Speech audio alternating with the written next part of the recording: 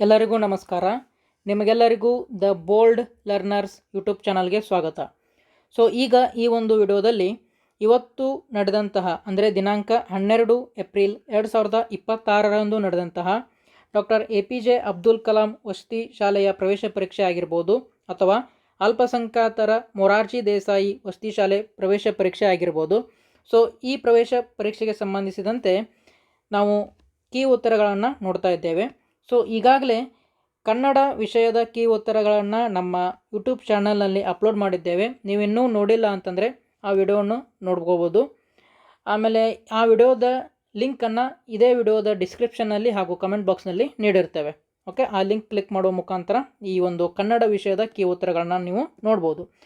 ಹಾಗಾದರೆ ಈಗ ನಾವು ಪರಿಸರ ವಿಜ್ಞಾನ ಅಥವಾ ಸಾಮಾನ್ಯ ಜ್ಞಾನ ವಿಷಯದ ಕೀ ಉತ್ತರಗಳನ್ನು ನೋಡ್ತಾ ಹೋಗೋಣ. ಓಕೆ, ವಿಡಿಯೋ ಇಷ್ಟ ಆದರೆ ಲೈಕ್ ಮಾಡಿ, ಹಾಗೆ ನಿಮ್ಮ ಸ್ನೇಹಿತರೊಂದಿಗೆ ಶೇರ್ ಮಾಡ್ಕೊಳ್ಳಿ ಅಂತ ಹೇಳ್ತಾ ಈ ಒಂದು 81ನೇ ಪ್ರಶ್ನೆ ಅಂದರೆ ಪರಿಸರ ವಿಜ್ಞಾನ. ಓಕೆ, ಪರಿಸರ ವಿಜ್ಞಾನ ಅಥವಾ ಸಾಮಾನ್ಯ ಜ್ಞಾನ ಈ ಒಂದು ಕೀ ಉತ್ತರಗಳನ್ನು ನೋಡ್ತಾ ಹೋಗೋಣ. ಮೊದಲನೇ ಪ್ರಶ್ನೆ ಅಂದರೆ 81ನೇ ಪ್ರಶ್ನೆ ಏನಿದೆ ಅಂತ ನೋಡೋದಾದರೆ, ಪ್ರಜಾಪ್ರಭುತ್ವದ ರಾಜ್ಯಗಳನ್ನು ಒಗ್ಗೂಡಿಸಿದ ಭಾರತದ ಉಕ್ಕಿನ ಮನುಷ್ಯ ಯಾರು ಅಂತ ಕೇಳಿದ್ದಾರೆ. ಹೌದಾ? ಹೂ was the iron man of India who United the princely States ಅಂತ ಕೇಳಿದ್ದಾರೆ. ಈ ಒಂದು ಆಪ್ಷನ್ಗಳನ್ನ ನೋಡ್ತಾ ಹೋಗೋದಾದರೆ ಮಹಾತ್ಮ ಗಾಂಧಿ, ಸರ್ದಾರ್ ವಲ್ಲಭಭಾಯಿ ಪಟೇಲ್, ಜವಾಹರ್ಲಾಲ್ ನೆಹರು, ಸುಭಾಷ್ ಚಂದ್ರ ಬೋಸ್ ಅಂತ ಇದೆ. ಹಾಗಾದರೆ ಭಾರತದ ಉಕ್ಕಿನ ಮನುಷ್ಯ ಅಂತ ಯಾರನ್ನು ಕರೀತಾರೆ ಅಂತಂದರೆ ಸರ್ದಾರ್ ವಲ್ಲಭಭಾಯಿ ಪಟೇಲ್. ಓಕೆ, ಹಾಗಾದರೆ ಈ ಒಂದು ಪ್ರಶ್ನೆಗೆ ಆಪ್ಷನ್ ಬಿ ಸರ್ದಾರ್ ವಲ್ಲಭಭಾಯಿ ಪಟೇಲ್ ಸರಿಯಾದ ಉತ್ತರ. ಹಾಗೆ 82ನೇ ಪ್ರಶ್ನೆಯನ್ನು ನೋಡಿ. 82ನೇ ಪ್ರಶ್ನೆ ಏನಿದೆ ಅಂತಂದರೆ, ಸಿಂಧೂ ಕಣಿವೆಯಲ್ಲಿ ಯಾವ ಪ್ರಾಚೀನ ನಾಗರಿಕತೆ ಇತ್ತು? Which ancient civilisation existed in the Indus valley ಅಂತ ಕೇಳಿದ್ದಾರೆ. ಆಪ್ಷನ್ಗಳು ಈಜಿಪ್ಟ್ ನಾಗರಿಕತೆ, ಮೆಸೊಪೊಟೋಮಿಯಾ ನಾಗರಿಕತೆ, ರೋಮ್ ನಾಗರಿಕತೆ, ಹರಪ್ಪ ನಾಗರಿಕತೆ ಅಂತ ಇದೆ. ಹಾಗಾದರೆ ಈ ಒಂದು ಪ್ರಶ್ನೆಗೆ ಸರಿಯಾದ ಉತ್ತರ ಆಪ್ಷನ್ ಡಿ ಯಲ್ಲಿ ಇರುವಂಥದ್ದು ಹರಪ್ಪ ನಾಗರಿಕತೆ ಅಥವಾ ಹರಪ್ಪನ್ ಸಿವಿಲೈಸೇಷನ್. 83ನೇ ಪ್ರಶ್ನೆಯನ್ನು ನೋಡೋಣ. ಕೆಳಗಿನ ಯಾವ ಹೇಳಿಕೆ ಸರಿಯಾಗಿದೆ? Which of the following statements is correct ಅಂತ ಕೇಳಿದ್ದಾರೆ. ಪ್ರಶ್ನೆಯನ್ನು ಆಪ್ಷನ್ಗಳನ್ನ ಓದ್ತಾ ಹೋಗೋಣ. ಭಾರತದ ಅತ್ಯುನ್ನತ ನ್ಯಾಯಾಲಯವು ಸುಪ್ರೀಂ ಕೋರ್ಟ್ ಆಗಿದ್ದು ಇದು ನವದೆಹಲಿಯಲ್ಲಿದೆ ಅಂತ ಕೊಟ್ಟಿದ್ದಾರೆ. ಹಾಗೆ the highest court in India is the supreme court which is located in new Delhi ಅಂತ ಇದೆ. ಓಕೆ, ಆಪ್ಷನ್ ಎನೇ ಸರಿಯಾದದ್ದು. ಭಾರತದ ಅತ್ಯುನ್ನತ ನ್ಯಾಯಾಲಯವು ಸುಪ್ರೀಂ ಕೋರ್ಟ್ ಆಗಿದ್ದು ಇದು ನವದೆಹಲಿಯಲ್ಲಿದೆ. Okay, option A is the right answer. ಮುಂದೆ ಹೋಗೋಣ. 84ನೇ ಪ್ರಶ್ನೆ. ಭಾರತದ ರಾಷ್ಟ್ರೀಯ ಲಾಂಛನದ ಕೆಳಗೆ ಬರೆಯಲಾದ ಧ್ಯೇಯವಾಕ್ಯ ಯಾವುದು ಅಂತ ಕೇಳಿದ್ದಾರೆ. Which is the motto written below the national emblem of India ಅಂತ ಕೇಳಿದ್ದಾರೆ. ಎಲ್ಲರಿಗೂ ಗೊತ್ತೇ ಇರುವಂಥದ್ದು. ಇದಕ್ಕೆ ಸರಿಯಾದ ಉತ್ತರ ಆಪ್ಷನ್ ಎ ಸತ್ಯಮೇವ ಜಯತೆ. 85ನೇ ಪ್ರಶ್ನೆಯನ್ನು ನೋಡೋಣ. ವಿಸ್ತೀರ್ಣದಲ್ಲಿ ಭಾರತದ ಅತಿ ಚಿಕ್ಕ ರಾಜ್ಯ ಯಾವುದು ಅಂತ ಕೇಳಿದ್ದಾರೆ. Which is the smallest state of India in terms of area ಅಂತ ಕೇಳಿದ್ದಾರೆ. ಈ ಒಂದು ಪ್ರಶ್ನೆಗೆ ಸರಿಯಾದ ಉತ್ತರ ಆಪ್ಷನ್ ಬಿ ಯಲ್ಲಿರುವಂಥದ್ದು Goa. Okay, Goa is the smallest state of India in terms of area ಅಂತ ಹೇಳ್ಬೋದು. ನೆಕ್ಸ್ಟ್ 86ನೇ ಪ್ರಶ್ನೆ. ಕರ್ನಾಟಕದಲ್ಲಿ ಹರಿಯುವ ಈ ಕೆಳಗಿನ ನದಿಗಳಲ್ಲಿ ಪಶ್ಚಿಮಕ್ಕೆ ಹರಿಯುವ ನದಿಯನ್ನು ಗುರುತಿಸಿ ಅಂತ ಹೇಳಿದ್ದಾರೆ. Among the following rivers flowing in Karnataka, identify the west flowing river in Karnataka. Okay, west flowing this side. Okay, west flowing rivers ಯಾವುವು ಅಂತ ನೋಡೋದಾದರೆ ನೇತ್ರಾವತಿ ಅನ್ನುವಂಥದ್ದು. ನೇತ್ರಾವತಿ ನದಿ ಈ ಒಂದು ಪಶ್ಚಿಮಕ್ಕೆ ಹರಿಯುವಂಥದ್ದು. ಹಾಗೆ 87ನೇ ಪ್ರಶ್ನೆ. ನನಗೆ ರಕ್ತ ಕೊಡಿ ನಾನು ನಿಮಗೆ ಸ್ವಾತಂತ್ರ್ಯ ಕೊಡುತ್ತೇನೆ ಎಂಬ ಘೋಷಣೆಯನ್ನು ನೀಡಿದ ಪ್ರಸಿದ್ಧ ಭಾರತೀಯ ಸ್ವಾತಂತ್ರ್ಯ ಹೋರಾಟಗಾರ ಯಾರು?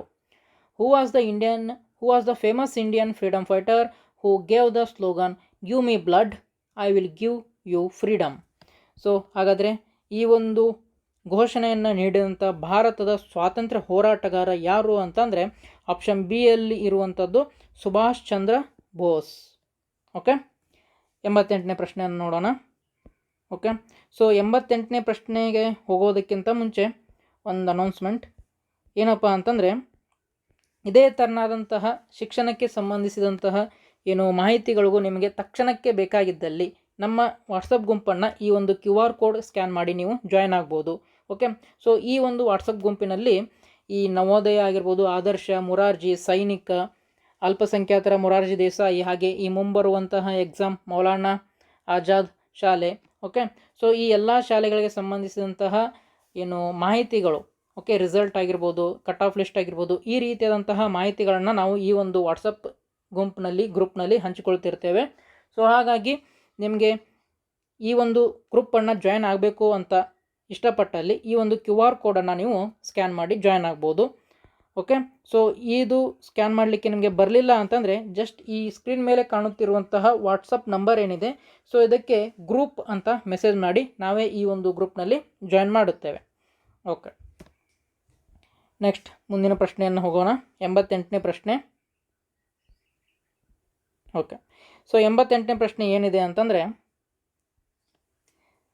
2025ನೇ ಸಾಲಿನ ನಾಡಹಬ್ಬ ದಸರಾವನ್ನು ಉದ್ಘಾಟಿಸಿದವರು ಯಾರು? Who inaugurated the 2025 Dasara festival, 2025 Dasara festival ಅಂತ ಕೇಳಿದ್ದಾರೆ. ಓಕೆ, ಸೊ ಹಾಗಾದರೆ ಆಪ್ಷನ್ಗಳು ನೋಡ್ರಿ. ಬರಗೂರು ರಾಮಚಂದ್ರಪ್ಪ, ಬಾಣು ಮುಷ್ತಾಕ್, ಡಾಕ್ಟರ್ ಸುಧಾಮೂರ್ತಿ, ಯಾವುದು ಅಲ್ಲ ಅಂತ ಇದೆ. ಸೊ ಇದಕ್ಕೆ ಸರಿಯಾದ ಉತ್ತರ ಆಪ್ಷನ್ ಬಿ ಯಲ್ಲಿ ಇರುವಂಥದ್ದು ಬಾಣು ಮುಷ್ತಾಕ್. ಓಕೆ, ನೆಕ್ಸ್ಟ್ 89ನೇ ಪ್ರಶ್ನೆಯನ್ನು ನೋಡೋಣ. ಗೌರವಾನ್ವಿತ ಶ್ರೀಮತಿ ದ್ರೌಪದಿ ಮುರ್ಮು ರವರ ಬಗ್ಗೆ ಸರಿಯಾದ ಹೇಳಿಕೆಯನ್ನು ಗುರುತಿಸಿ ಅಂತ ಹೇಳಿದ್ದಾರೆ. Identify the correct statement about the honourable Shrimati Draupadi Murmu ಅಂತ ಹೇಳಿದ್ದಾರೆ. ಓಕೆ, ಭಾರತದ ಪ್ರಸ್ತುತ ರಾಷ್ಟ್ರಪತಿಗಳು. ಹೌದಾ? ಹಾಗಾದರೆ ಶ್ರೀಮತಿ ದ್ರೌಪದಿ ಮುರ್ಮು ಅವರು ಈಗ ಏನಾಗಿದ್ದಾರೆ, ನಮ್ಮ ಈ ಒಂದು ದೇಶದಲ್ಲಿ ಯಾವ ಸ್ಥಾನವನ್ನು ಅಲಂಕರಿಸಿದ್ದಾರೆ ಅಂತ ನೋಡೋದಾದರೆ ಆಪ್ಷನ್ ಎ ಏನಿದೆ, ಭಾರತದ ಪ್ರಸ್ತುತ ರಾಷ್ಟ್ರಪತಿಗಳು. ಓಕೆ, ಇದೇ ಸರಿಯಾದ ಉತ್ತರ. The present president of India, ಹೌದಲ್ವಾ? ಸೊ ಭಾರತದ ಪ್ರಸ್ತುತ ರಾಷ್ಟ್ರಪತಿಗಳು ಯಾರಾಗಿದ್ದಾರೆ ಅಂತ ಅಂದರೆ ಶ್ರೀಮತಿ ದ್ರೌಪದಿ ಮುರ್ಮು. 90ನೇ ಪ್ರಶ್ನೆಯನ್ನು ನೋಡೋಣ. ಚಹಾ ಮತ್ತು ಕಾಫಿ ಪಾನೀಯಗಳನ್ನು ಕ್ರಮವಾಗಿ ತಯಾರಿಸುವುದು ಯಾವುಗಳಿಂದ ಅಂತ ಕೇಳಿದ್ದಾರೆ. Okay, what are tea and coffee beverages made of ಅಂತ ಕೇಳಿದ್ದಾರೆ. ಓಕೆ, ಸೊ ಈ ಚಹಾವನ್ನು ನಾವು ಒಂದು ಎಲೆಗಳಿಂದ ಮಾಡುವಂಥದ್ದು. ಓಕೆ, ಹಾಗೆ ಕಾಫಿ ಪಾನೀಯಗಳನ್ನು ಆ ಕಾಫಿ ಬೀಜಗಳಿಂದ ಮಾಡುವಂಥದ್ದು. ಹೌದಾ? ಸೊ ಟೀಯನ್ನು ನಾವು ಲೀವ್ಸಿಂದ ಮಾಡ್ತೇವೆ, ಹಾಗೆ ಕಾಫಿ ಬೆವರೇಜಸನ್ನು ಅದರ ಕಾಫಿ ಸೀಡ್ಗಳಿಂದ ಮಾಡ್ತೇವೆ. ಸೊ ಹಾಗಾಗಿ option C is the right answer. Next 91ನೇ ಪ್ರಶ್ನೆ. ಕರ್ನಾಟಕ ರಾಜ್ಯದ ಸರ್ಕಾರಿ ಶಾಲೆಗಳಲ್ಲಿ ಬೆಳಗಿನ ಅವಧಿಯಲ್ಲಿ ಈ ಕೆಳಕಂಡ ಯಾವ ಓದನ್ನು ಕಡ್ಡಾಯಗೊಳಿಸಲಾಗಿದೆ ಅಂತ ಹೇಳಿದ್ದಾರೆ. So which of the following reading is made compulsory during the morning session in government schools of Karnataka ಅಂತ ಹೇಳಿದ್ದಾರೆ. ಅಂದರೆ ನೀವು ಪ್ರೇಯರ್ ಮಾಡುವಾಗ ಇಲ್ಲಿ ಯಾವ ಒಂದು ಏನನ್ನು ನೀವು ಕಂಪಲ್ಸರಿ ಮಾಡಿದ್ದಾರೆ, ಏನು ನೀವು ಕಂಪಲ್ಸರಿಯಾಗಿ ಹೇಳ್ತೀರಾ ಪ್ರೇಯರ್ನಲ್ಲಿ ಅಂತ ಕೇಳಿದ್ದಾರೆ. ಸೊ ಆಪ್ಷನ್ ಎ ಸಂವಿಧಾನದ ಮೂಲಭೂತ ಹಕ್ಕುಗಳು, ಸಂವಿಧಾನದ ಪೀಠಿಕೆ, ಓಕೆ, ಸಂವಿಧಾನದ ಮೂಲಭೂತ ಕರ್ತವ್ಯಗಳು, ಯಾವುದೂ ಅಲ್ಲ ಅಂತ ಹೇಳಿದ್ದಾರೆ. ಸೊ ನೀವೇನಾದರೂ ಈ ಒಂದು ಸರ್ಕಾರಿ ಶಾಲೆ ವಿದ್ಯಾರ್ಥಿಗಳಾಗಿದ್ದರೆ ಪಕ್ಕ ನಿಮ್ಗೆ ಗೊತ್ತೇ ಇರುತ್ತೆ.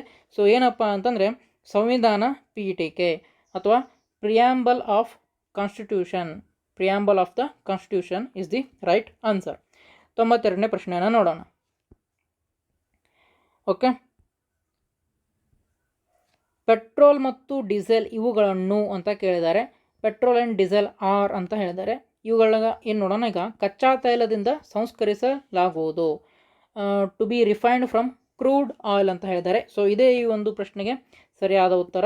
ಆಪ್ಷನ್ ಎ ಯಲ್ಲಿ ಇರುವಂಥದ್ದು ಕಚ್ಚಾ ತೈಲದಿಂದ ಸಂಸ್ಕರಿಸಲಾಗುವುದು, to be refined from crude oil is the right answer. Okay, next ಬರುವಂಥದ್ದು ಯಾವುದು ಅಂತಂದರೆ, ಈ ಕೆಳಗಿನ ಯಾವ ರಾಜ್ಯವು ಕರ್ನಾಟಕದ ಗಡಿಯನ್ನು ಹಂಚಿಕೊಂಡಿಲ್ಲ ಅಂತ ಕೇಳಿದ್ದಾರೆ. ಓಕೆ, ಕರ್ನಾಟಕದ ಗಡಿಯನ್ನು ಹಂಚಿಕೊಂಡಿಲ್ಲ ಅಂತ ನೋಡೋದಾದರೆ, which of the following States does not share a border with Karnataka. Okay, ಕರ್ನಾಟಕದ ಗಡಿಯನ್ನು ಯಾವುದು ಹಂಚಿಕೊಂಡಿಲ್ಲ ಅಂತ ನೋಡೋದಾದರೆ, option A Maharashtra, Andhra Pradesh, Odisha, Tamil Nadu. So ಈಸಿಯಾಗಿ ಗೊತ್ತಾಗುವಂಥದ್ದು ಯಾವುದು ಅಂತಂದರೆ ಆಪ್ಷನ್ ಸಿ ಯಲ್ಲಿರುವಂಥದ್ದು ಒಡಿಶಾ ನಮ್ಮ ಕರ್ನಾಟಕದ ಗಡಿಯನ್ನು ಹಂಚಿಕೊಂಡಿಲ್ಲ. ಓಕೆ, ನೆಕ್ಸ್ಟ್ 94ನೇ ಪ್ರಶ್ನೆ. 94ನೇ ಪ್ರಶ್ನೆ ಏನಿದೆ ಅಂತ ನೋಡೋದಾದರೆ ನೋಡಿ, ಭಾರತ ಒಂದು ಪರ್ಯಾಯ ದ್ವೀಪ. ಪೂರ್ವ, ಪಶ್ಚಿಮ ಮತ್ತು ದಕ್ಷಿಣವು ನೀರಿನಿಂದ ಆವೃತವಾಗಿದೆ. ಈ ಮೇಲಿನ ಹೇಳಿಕೆಗೆ ಸಂಬಂಧಿಸಿದಂತೆ ಕೆಳಗಿನ ಯಾವ ಆಯ್ಕೆಯು ಸರಿಯಾಗಿದೆ ಅಂತ ಕೇಳಿದ್ದಾರೆ. Okay, India is a peninsula. It is surrounded by water on the east, west and south. Which of the following options is correct regarding the above statement ಅಂತ ಕೊಟ್ಟಿದ್ದಾರೆ. ಓಕೆ, ಸೊ ಇದನ್ನು ನಾವು ಒಂದು ಮ್ಯಾಪ್ನ ಮುಖಾಂತರ ಸಾಲ್ವ್ ಮಾಡೋಣ.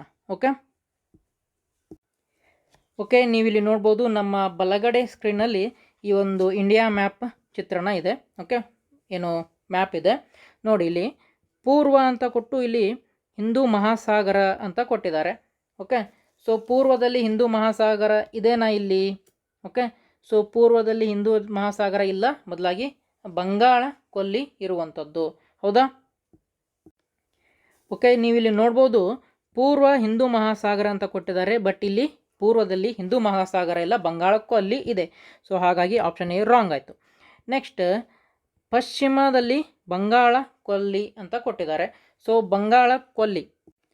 ಸೊ ಪಶ್ಚಿಮದಲ್ಲಿ ನೀವು ಇಲ್ಲಿ ನೋಡ್ಬೋದು ಇಲ್ಲಿ ಅರಬ್ಬಿ ಸಮುದ್ರ ಇದೆ. ಓಕೆ, ಬಟ್ ಇಲ್ಲಿ ಏನು ಕೊಟ್ಟಿದ್ದಾರೆ? ಬಂಗಾಳ ಕೊಲ್ಲಿ ಅಂತ ಕೊಟ್ಟಿದ್ದಾರೆ. ಸೊ ಹಾಗಾಗಿ ಇದು ರಾಂಗ್. ಹೌದಾ? ನೆಕ್ಸ್ಟ್ ಆಪ್ಷನ್ ಸಿ ನೋಡ ಏನಿದೆ ಅಂತಂದರೆ ಇಲ್ಲಿ ದಕ್ಷಿಣ ಅಂತ ಕೊಟ್ಟಿದ್ದಾರೆ. ಓಕೆ, ದಕ್ಷಿಣದಲ್ಲಿ ಅರಬ್ಬಿ ಸಮುದ್ರ ಅಂತ ಕೊಟ್ಟಿದ್ದಾರೆ. ಓಕೆ, ಸೊ ನೋಡೋದಾದರೆ ಉ ಇ ಪು ಆ ದ. ಓಕೆ, ದಕ್ಷಿಣ ಅಂದರೆ ಇದೆ ಅಲ್ವಾ? ಸೊ ಹಾಗಾದರೆ ದಕ್ಷಿಣದಲ್ಲಿ ಅರಬ್ಬಿ ಸಮುದ್ರ ಅಂತ ಇಲ್ಲಿ ಕೊಟ್ಟಿದ್ದಾರೆ, ಬಟ್ ಇಲ್ಲಿ ಏನಿದೆ? ಹಿಂದೂ ಮಹಾಸಾಗರ ಇರುವಂಥದ್ದು. ಸೊ ಹಾಗಾಗಿ ಇದು ಸಹ ರಾಂಗ್ ಆಯಿತು. ಸೊ ಹಾಗಾದರೆ ನಿಮಗೆ ಸರಿಯಾದ ಉತ್ತರ ಗೊತ್ತಾಯಿತು ಅಂತ ಅಂದ್ಕೊಂಡಿದ್ದೀನಿ, ಮೇಲಿನ ಯಾವುದು ಅಲ್ಲ ಅಂತ ಹೇಳಿ. ಹೌದಾ? ಸೊ ಇದು ಕನ್ನಡ ಮೀಡಿಯಂ ವಿದ್ಯಾರ್ಥಿಗಳಿಗೆ ಎಕ್ಸ್ಪ್ಲನೇಷನ್ ಆಯಿತು. ಸೊ ಸ್ವಲ್ಪ ಇಂಗ್ಲೀಷ್ ಮೀಡಿಯಂ ವಿದ್ಯಾರ್ಥಿಗಳಿಗೂ ಸಹ ಎಕ್ಸ್ಪ್ಲನೇಷನ್ ನೋಡೋಣ. ಓಕೆ, ನೋಡಿ ಇಲ್ಲಿ ಸೊ ಏನಿದೆ ಅಂತಂದರೆ ಈಸ್ಟ್ ಅಂದರೆ ಓಕೆ, ಈಸ್ಟ್ ಈ ದಿಕ್ಕು. ಸೊ ಈಸ್ಟಲ್ಲಿ ಇಂಡಿಯನ್ ಓಷನ್ ಅಂತ ಕೊಟ್ಟಿದ್ದಾರೆ, ಇಂಡಿಯನ್ ಓಷನ್. ಬಟ್ ಇಲ್ಲಿ ಏನಿದೆ? ಬೇ ಆಫ್ ಬೆಂಗಾಲ್ ಇದೆ. ಸೊ ರಾಂಗ್ ಆಯಿತು. Next west. ಓಕೆ, ವೆಸ್ಟ್ ಅಂತಂದರೆ ಈ ರೀಸನ್. ಓಕೆ, ಈ ದಿಕ್ಕು. ಸೊ ವೆಸ್ಟಲ್ಲಿ ಇಲ್ಲಿ ಬೇ ಆಫ್ ಬೆಂಗಾಲ್ ಅಂತ ಕೊಟ್ಟಿದ್ದಾರೆ. ಸೊ ಇಲ್ಲಿ ಬಟ್ ಅರೇಬಿಯನ್ ಸಿ ಇರುವಂಥದ್ದು. ಸೊ ಹಾಗಾಗಿ ಆಪ್ಷನ್ ಬಿ ಸಹ ರಾಂಗ್ ಆಯಿತು. Next south. ಓಕೆ, ಇದು ಸೌತ್. ಹೌದಾ? ಸೊ ಸೌತಲ್ಲಿ ಏನು ಕೊಟ್ಟಿದ್ದಾರೆ ಇವರು? ಅರೇಬಿಯನ್ ಸಿ ಕೊಟ್ಟಿದ್ದಾರೆ, ಬಟ್ ಇಲ್ಲಿ ಇಂಡಿಯನ್ ಓಷನ್ ಇದೆ. ಸೊ ಹಾಗಾಗಿ ಇದು ರಾಂಗ್. ಸೊ ಹಾಗಾದರೆ none of the above are correct. ಹೌದಾ? ನೋಡ್ರಿ ಇಲ್ಲಿ ಏನು ಕೊಟ್ಟಿದ್ರು ಅವರು? Which of the following options is correct regarding the above statement ಅಂತ ಕೊಟ್ಟಿದ್ರು. ಯಾವುದು ಸರಿ ಇಲ್ಲ. ಸೊ ಹಾಗಾಗಿ option D is the right answer. ಹೌದಾ? ಮುಂದಿನ ಪ್ರಶ್ನೆಗೆ ಹೋಗೋಣ. ಆಗಿದ್ರೆ ನೆಕ್ಸ್ಟ್ ಬರುವಂಥದ್ದು 95ನೇ ಪ್ರಶ್ನೆ. ಈ ಕೆಳಗಿನವರಲ್ಲಿ ಯಾರನ್ನು ಕರ್ನಾಟಕ ಸಂಗೀತ ಪಿತಾಮಹ ಎಂದು ಕರೆಯುತ್ತಾರೆ ಅಂತ ಕೇಳಿದರೆ, ಹೂ among the following is called the father of Carnatic music ಅಂತ ಕೇಳಿದ್ದಾರೆ. ಆಪ್ಷನ್ಗಳು ಕನಕದಾಸರು, ಬಸವಣ್ಣ, ಪುರಂದರದಾಸರು, ಅಲ್ಲಮ ಪ್ರಭು ಅಂತ ಇದೆ. ಸೊ ಹಾಗಾದರೆ ಈ ಒಂದು ಪ್ರಶ್ನೆಗೆ ಸರಿಯಾದ ಉತ್ತರ ಆಪ್ಷನ್ ಸಿ ಯಲ್ಲಿ ಇರುವಂಥದ್ದು ಪುರಂದರದಾಸರು. ಸೊ ಪುರಂದರದಾಸರನ್ನು ನಾವು ಕರ್ನಾಟಕ ಸಂಗೀತ ಪಿತಾಮಹ ಅಂತ ಕರಿತೀವಿ, father of Carnatic music. Okay, next 96ನೇ ಪ್ರಶ್ನೆ. ಕರ್ನಾಟಕದ ಯಾವ ಸ್ಥಳದಲ್ಲಿ ಗುಹಾಂತರ ದೇವಾಲಯಗಳಿವೆ? Which place in Karnataka has cave temples ಅಂತ ಹೇಳಿದ್ದಾರೆ. ಓಕೆ, ಸೊ ಇದು ಸ್ವಲ್ಪ ಪೇಜ್ ಬ್ಲರ್ ಇದೆ, ಓದಿ ಹೇಳ್ತೀನಿ ನಾನು. ಆಪ್ಷನ್ಗಳು ನೋಡ್ರಿ: ಬೇಲೂರು, ಹಳೆಬೀಡು, ಬಾದಾಮಿ, ಹಂಪಿ. ಓಕೆ, ಸೊ ಹಾಗಾದರೆ ಈ ಒಂದು ಗುಹಾಂತರ ದೇವಾಲಯಗಳು ಎಲ್ಲಿದ್ದಾವೆ? ಓಕೆ, ಕೇವ್ ಟೆಂಪಲ್ಸ್ ಎಲ್ಲಿದ್ದಾವೆ ಅಂತ ನೋಡೋದಾದರೆ ಆಪ್ಷನ್ ಸಿ ಯಲ್ಲಿ ಇರುವಂಥದ್ದು ಬಾದಾಮಿಯಲ್ಲಿ ಈ ಒಂದು ಗುಹಾಂತರ ದೇವಾಲಯಗಳು ಅಥವಾ ಕೇವ್ ಟೆಂಪಲ್ಸ್ ಇರುವಂಥದ್ದು. 97ನೇ ಪ್ರಶ್ನೆ ನೋಡೋಣ. ಓಕೆ, ಸೊ ಹಂಪಿಯ ಕಲ್ಲಿನ ರಥದ ಚಿತ್ರವನ್ನು ಮುದ್ರಿಸಿರುವ ಭಾರತೀಯ ರೂಪಾಯಿ ನೋಟು ಯಾವುದು? Okay, which Indian currency rupee note have the image of Hampi's stone chariot printed ಅಂತ ಹೇಳಿದ್ದಾರೆ. ಓಕೆ, ಸೊ ಹಂಪಿಯಲ್ಲಿ ಏನಿದೆ ಅಂತಂದರೆ ಕಲ್ಲಿನ ರಥ ಇರುವಂಥದ್ದು, ಹೌದಾ? ಸೊ ಆ ಕಲ್ಲಿನ ರಥವನ್ನು ಯಾವ ಒಂದು ರೂಪಾಯಿ ನೋಟಿನ ಮೇಲೆ ಪ್ರಿಂಟ್ ಮಾಡಿದ್ದಾರೆ ಅಥವಾ ಮುದ್ರಣ ಮಾಡಿದ್ದಾರೆ ಅಂತ ಕೇಳಿದ್ದಾರೆ. ಸೊ ಹಾಗಾದರೆ ಈ ಪ್ರಶ್ನೆಗೆ ಸರಿಯಾದ ಉತ್ತರ ಆಪ್ಷನ್ ಬಿ, 50 ರೂಪಾಯಿ ನೋಟ್ನಲ್ಲಿ ಈ ಒಂದು ಹಂಪಿಯ ಕಲ್ಲಿನ ರಥವನ್ನು ಪ್ರಿಂಟ್ ಮಾಡಿರುವಂಥದ್ದು, ಮುದ್ರಣ ಮಾಡಿರುವಂಥದ್ದು. ಒಂದ್ಸಲ ತೆಗೆದುಕೊಂಡು ನೋಡ್ಕೊಳ್ಳಿ. ಓಕೆ, ನೆಕ್ಸ್ಟ್ 98ನೇ ಪ್ರಶ್ನೆ, ಮಂಗಟ್ಟೆ. ಓಕೆ, ಸೊ ಮಂಗಟ್ಟೆ ದ ಗ್ರೇಟ್ ಹಾರ್ನ್ಬಿಲ್ ಪಕ್ಷಿಗಳ ಸಂರಕ್ಷಣೆಗಾಗಿ ಮೀಸಲಿರಿಸಿರುವ ರಕ್ಷಿತಾರಣ್ಯ ಜಿಲ್ಲೆ ಯಾವುದು ಅಂತ ಹೇಳಿದರೆ in which district conservation of the great hornbill birds have reserved ಅಂತ ಕೇಳಿದ್ದಾರೆ. ಸೊ ಹಾಗಾದರೆ ಈ ಒಂದು ಪ್ರಶ್ನೆಗೆ ಸರಿಯಾದ ಉತ್ತರ ಆಪ್ಷನ್ ಎ ಅಲ್ಲಿರುವಂಥದ್ದು ಉತ್ತರ ಕನ್ನಡ, ಹೌದಾ? ಸೊ ಉತ್ತರ ಕನ್ನಡದಲ್ಲಿ ಈ ಒಂದು ಮಂಗಟ್ಟೆ ಪಕ್ಷಿಗಳ ಸಂರಕ್ಷಣೆಗಾಗಿ ಈ ಒಂದು ಏನು ರಕ್ಷಿತಾರಣ್ಯವನ್ನು ಸ್ಥಾಪನೆ ಮಾಡಿದ್ದಾರೆ. ಎಲ್ಲಿ? ಉತ್ತರ ಕನ್ನಡ ಜಿಲ್ಲೆಯಲ್ಲಿ. ಒಂದು ಸ್ವಲ್ಪ ಈ ಒಂದು ಹೆಚ್ಚಿನ ಮಾಹಿತಿ ಬಗ್ಗೆ ತಿಳ್ಕೊಳ್ಳೋಣ. ಏನಂತಂದರೆ ಮಂಗಟ್ಟೆ ಅನ್ನುವಂಥದ್ದು, ಸೊ ಮಂಗಟ್ಟೆ ಏನು ಪಕ್ಷಿ ಇದೆ ಇದಕ್ಕೆ ಇಂಗ್ಲೀಷ್ನಲ್ಲಿ ಗ್ರೇಟ್ ಹಾರ್ನ್ ಬಿಲ್ ಅಂತ ಕರೀತಾರೆ. ಓಕೆ, ಸೊ ಈ ಒಂದು ಪಕ್ಷಿ ಈಗ ಅಳಿವಿನ ಅಂಚಿನಲ್ಲಿ ಇರುವಂತಹ ಪಕ್ಷಿ. ಸೊ ಇದರ ಬಗ್ಗೆ ಈ ಒಂದು ಅರಿವನ್ನು ಮೂಡಿಸಲಿಕ್ಕೆ ಮಕ್ಕಳಲ್ಲಿ ಹಾಗೂ ಜನಗಳಲ್ಲಿ ಅರಿವನ್ನು ಮೂಡಿಸಲಿಕ್ಕೆ ಒಂದು ಕಿರುಚಿತ್ರವನ್ನು ಮಾಡಿದ್ದಾರೆ. ನೀವು ನೋಡ್ಬೋದು ಈಗ ಸ್ಕ್ರೀನ್ ಮೇಲೆ ನೀವು ಈ ಒಂದು ಮಂಗಟ್ಟೆ ಅಥವಾ ಗ್ರೇಟ್ ಹಾರ್ನ್ ಬಿಲ್ ಏನು ಚಿತ್ರಣ ಇದೆ, ಪಕ್ಷಿ ಚಿತ್ರಣ, ಆ ಒಂದು ಪಕ್ಷಿಯ ಚಿತ್ರವನ್ನು ನೀವು ನೋಡ್ತಾ ಇದ್ದೀರಾ. ಇದೇ ಒಂದು ಮಂಗಟ್ಟೆ ಅಥವಾ ಗ್ರೇಟ್ ಹಾರ್ನ್ ಬಿಲ್ ಅಂತ ಇರುವಂಥದ್ದು, ಏನು ಹೆಸರು ಇರುವಂಥದ್ದು ಇದಕ್ಕೆ. ಸೊ ಇದಕ್ಕೆ ಈ ಒಂದು ಇದರ ಜೀವನ ಶೈಲಿ ತುಂಬ ವಿಶೇಷವಾದಂಥದ್ದು. ಓಕೆ, ಸೊ ಈ ಒಂದು ಪಕ್ಷಿಯ ಜೀವನ ಶೈಲಿಯನ್ನು ಈ ಒಂದು ಕಿರುಚಿತ್ರದಲ್ಲಿ ಏನು ಕೌತುಕ ಅಂತ ಏನು ಕಿರುಚಿತ್ರ ಇದೆ, ಸೊ ಇದನ್ನು ನೀವು ಯೂಟ್ಯೂಬ್ನಲ್ಲಿ ಹುಡುಕಿದರೆ ನಿಮಗೆ ಸಿಗುತ್ತೆ. ತುಂಬ ಚೆನ್ನಾಗಿ ಈ ಒಂದು ಪಕ್ಷಿಯ ಜೀವನ ಶೈಲಿಯನ್ನು, ಓಕೆ, ಅದು ಹೇಗೆ ಅಳಿವಿನ ಅಂಚಿನಲ್ಲಿ ಹೋಗ್ತಾ ಇದೆ, ಸೊ ಅದನ್ನು ನಾವು ಹೇಗೆ ಕಾಪಾಡಿಕೊಳ್ಬೇಕು ಅನ್ನುವಂಥದ್ದನ್ನು ಈ ಒಂದು ಕಿರುಚಿತ್ರದಲ್ಲಿ ತುಂಬ ಚೆನ್ನಾಗಿ ಎಕ್ಸ್ಪ್ಲೇನ್ ಮಾಡಿದ್ದಾರೆ. ಓಕೆ, ಸೊ ಈ ಒಂದು ಕಿರುಚಿತ್ರದಲ್ಲಿ ಈ ಒಂದು ಶಾಲಾ ಮಕ್ಕಳನ್ನೇ ಏನು ಬಳಸಿಕೊಂಡು ಅಥವಾ ಅವರಲ್ಲಿ ಈ ಒಂದು ಅರಿವನ್ನು ಮೂಡಿಸಲಿಕ್ಕೆ ಈ ಒಂದು ಪ್ರಯತ್ನವನ್ನು ಪಟ್ಟಿರುವಂಥದ್ದು. ಸೊ ಇದೇನು ಒಂದು ಸ್ಪಾನ್ಸರ್ಡ್ ವಿಡಿಯೋ ಅಲ್ಲ, ಜಸ್ಟ್ ಈ ಒಂದು ವಿಡಿಯೋನ ನಾನು ನೋಡಿದ್ದೆ, ಸೊ ನನಗೆ ಇಷ್ಟ ಆಯಿತು. ಸೊ ಹಾಗಾಗಿ ಈ ಒಂದು ವಿದ್ಯಾರ್ಥಿಗಳಲ್ಲಿ ಯಾರಾದರೂ ಈ ಒಂದು ವಿಡಿಯೋನ ಶಿಕ್ಷಕರು ನೋಡ್ತಾ ಇದ್ದರೆ ಅವರ ಶಾಲೆಯಲ್ಲಿ ಈ ಒಂದು ಕೌತುಕ ಅನ್ನುವಂತಹ ಏನು ಶಾರ್ಟ್ ಫಿಲ್ಮ್ ಇದೆ ಅದನ್ನು ಸಹ ನೋಡ್ಬೋದು. ಹಾಗೆ ಪಾಲಕರು, ಪೋಷಕರು ನೀವು ನೋಡ್ತಾ ಇದ್ದರೆ ಈ ಒಂದು ಮಕ್ಕಳಲ್ಲಿ ಪಕ್ಷಿಗಳ ಬಗ್ಗೆ ಅರಿವನ್ನು ಮೂಡಿಸಬೇಕು ಅಂತ ನಿಮಗೆ ಇಷ್ಟ ಇದ್ದಲ್ಲಿ ಅಥವಾ ಇಂಟ್ರೆಸ್ಟ್ ಇದ್ದಲ್ಲಿ ಈ ಒಂದು ಕಿರುಚಿತ್ರವನ್ನು ನೀವು ನೋಡ್ಬೋದು. ಓಕೆ, ಸೊ ಹಾಗಾದರೆ ಮತ್ತೆ ಮುಂದಿನ ಪ್ರಶ್ನೆಗೆ ಹೋಗೋಣ. ಸೊ ಮುಂದಿನ ಪ್ರಶ್ನೆ ಏನಿದೆ ಅಂತ ಅಂದರೆ, ಒಂದು ನಿಮಿಷ. ಸೊ ಮುಂದಿನ ಪ್ರಶ್ನೆ ಮಂಗಟ್ಟೆ ಪ್ರಶ್ನೆ ಆಗಿತ್ತು, 98ನೇದು. ನೆಕ್ಸ್ಟ್ 99ನೇ ಪ್ರಶ್ನೆ ಏನಿದೆ? 99ನೇ ಪ್ರಶ್ನೆ ಅಂತಂದರೆ, ಕೆಳಗೆ ಕೊಟ್ಟಿರುವ ಋತುಮಾನಗಳ ಅವಧಿ ಅಥವಾ ತಿಂಗಳುಗಳಲ್ಲಿ ಸರಿಯಾದ ಕ್ರಮವನ್ನು ಗುರುತಿಸಿ ಅಂತ ಹೇಳಿದ್ದಾರೆ. Identify the correct order of the periods or months of the seasons given below ಅಂತ ಕೇಳಿದ್ದಾರೆ. ಓಕೆ, ಸೊ ನೋಡೋಣ. ಚಳಿಗಾಲ ಮೇಯಿಂದ ಆಗಸ್ಟ್ವರೆಗೆ ಇದೆ ಅಂತ ಹೇಳಿದ್ದಾರೆ, ರಾಂಗ್. ಬೇಸಿಗೆ ಕಾಲ ಜನವರಿಯಿಂದ ಜೂನ್ವರೆಗೆ ಇದೆ ಅಂತ ಹೇಳಿದ್ದಾರೆ, ಇದು ಸಹ ರಾಂಗ್. ಆಮೇಲೆ ನೈಋತ್ಯ ಮಾನ್ಸೂನ್ ಕಾಲ ಜೂನ್ನಿಂದ ಸೆಪ್ಟೆಂಬರ್ವರೆಗೆ, ಇದು ಸರಿಯಾದ ಉತ್ತರ. Okay, so south west monsoon from June to till September ಇರುವಂಥದ್ದು. ಹಾಗಾದರೆ ಆಪ್ಷನ್ ಸಿನೇ ಸರಿಯಾದ ಉತ್ತರ. ಓಕೆ, ನೆಕ್ಸ್ಟ್ 100ನೇ ಪ್ರಶ್ನೆ ನೋಡೋಣ. ಸೊ ಭಾರತದಲ್ಲಿ ಎಷ್ಟು ಭಾಷೆಗಳನ್ನು ಅಧಿಕೃತ ಭಾಷೆಗಳೆಂದು ಪರಿಗಣಿಸಲಾಗಿದೆ ಅಂತ ಕೇಳಿದ್ದಾರೆ. How many languages are considered official in India ಅಂತ ಕೇಳಿದ್ದಾರೆ. ಸೊ ಈ ಒಂದು ಪ್ರಶ್ನೆಗೆ ಉತ್ತರವನ್ನು ನೋಡೋದಾದರೆ option B is the right answer. So ಭಾರತದಲ್ಲಿ 22 ಭಾಷೆಗಳನ್ನು ಅಧಿಕೃತ ಭಾಷೆಗಳೆಂದು ಪರಿಗಣಿಸಲಾಗಿದೆ.